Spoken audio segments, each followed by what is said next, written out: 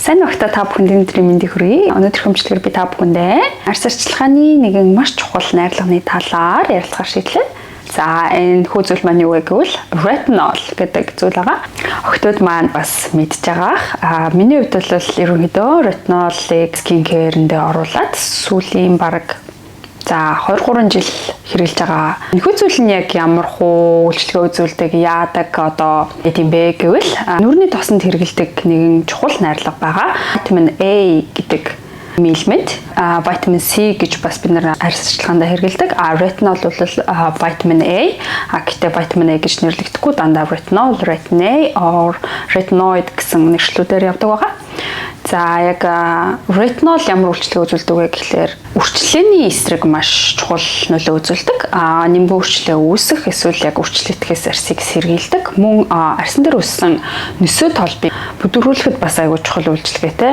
Ямар хүмүүст илүү тохиромжтой вэ гэхээр миний хувьд бол anti-aging буюу хөгшрөлтийн эсрэг одоо 25-аас дээш насны охтууд маань эсвэл 30-аас дээш насны бүсгүүчүүд маань болон батгашилттай нүүр одоо батг гардаг охтууд маань бас ингээд аюух ингээд батганы дараа үүссэн сорим морьтой байдаг нүүрэн дээрээ тэрийг бас бүдгрүүлэхэд retinol бас нэгэн гол найрлага болж өгдөг. Мөн хөгшрөлтийн эсрэг үйлчлэгээ үзүүлдэг гэхээр retinol нь одоо арсны коллаген ялгаруулах үйл ажиллагааг дэмжиж хурдсгаж өгдөг гэж үздэг.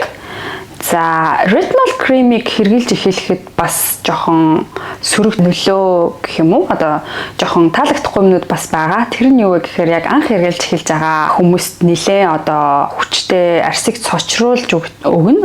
Тэр бол гэхдээ хэвийн хуурашаад одоо би бол анх хэрэглэж байхад ингээд эрүүл мэрүүгээр амар хуурашаад ингээд пудр бүр ингээд түрхэхэд oh my god ямар dry skinтэй болчихвоо. Арс нь ягаад ингээд өнгө нь хуулраад байна ч юм уу. Тиймэрхүү ингээд юмнууд ажиглагдчихсэн анх хэрэглэж байхад.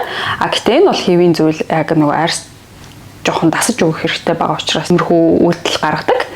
Тэрийг бол анзаарах хэрэггүй, тоох хэрэггүй. Яг бүр амар харшил өгөөд улаагаад эсвэл ингээд бүр яг түрхэхэд маш хэцүү байх юм бол of course хэрэглэж болохгүй. Зөвхөн баг зэргийн ингээд арьс хуурашаад эсвэл жоохон эмзэгшээд байвал хэвэн гэж үздэг юм байлаа. За тэгээд би бол анх хэрэглэхдээ retinol-ыг 0.5% найрлагатаагаас нь эхэлж исэн.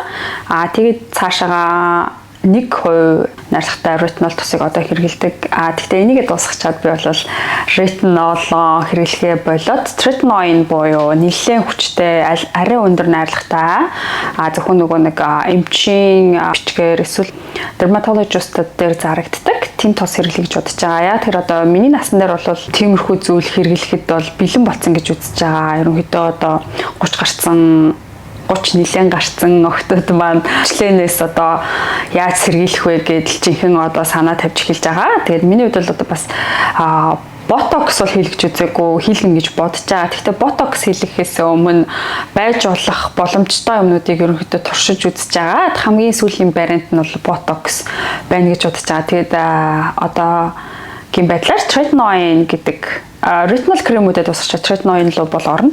За би яг хэрэгэл тусгасан гэвэл энэ Paula's Choice-ийн retinol крем 1% найрлагатай. Энийг 7 хоногт 2 удаа 3 удаа хэрэглэж байсан.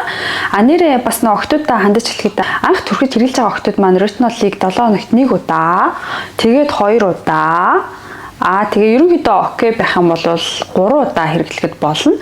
Нэгтгэхэд 3 дахад 5 дахад ч юм уу те. Тэгээд retinol хэрэглэсэн үедээ бол бас яг өөр нэг олон төрлийн юмтай хойлохгүйгээр retinol кремээ түрхэд дээрэс нь бас оройны чигшүүлэгч тосоо түрхэд ч юм уу хэрэглэж байгаарай.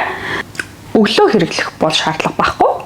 Яагаад тэгэхээр арс чинь нэлээд цочроогоод ингээд одоо өнгөн талаас нь бас арс чинь ингээд жоохон эмзэгшээд хуурашаад байх учраас нарнаас маш сайн хамгаалах хэрэгтэй. Retinol крем хэрэглэж байгаа тохиолдолд нарны хамгаалтыг заавал хэрэглэнэ. Өглөө бол maybe vitamin C крем ч юм уу те. Дээрээс нь тэгээд нарны хамгаалалтаа 30%-тай 50%-тай тосоо заавал түрхэх шаардлагатай. Энэ бас хэрэглэж байгаа өөр retinol кремүүд гэх юм бол эднэр байна. Dr. Dennis Grossing Advanced Retinol гэдэг ferulic acid бас орсон юм retinol байгаа. 7 хоногт 2 удаа хэрэглэдэг. За энэ Reni бас retinoid та кремийг хаяада хэрэглэдэг. За тэгээд өнөөдрийнхөө бичлэгээр бол гэдэг зүйлийн талаар товчхон ярилцлаа. Та бүхэн бас туршаад үзээрэй. Арьс арчилгаанд оруулж ирэхэд буруутгахгүй нэгэн найрлага байгаа шүү. За ингээд миний бичлэгийг үзсэн та бүхэнд маш их баярлалаа.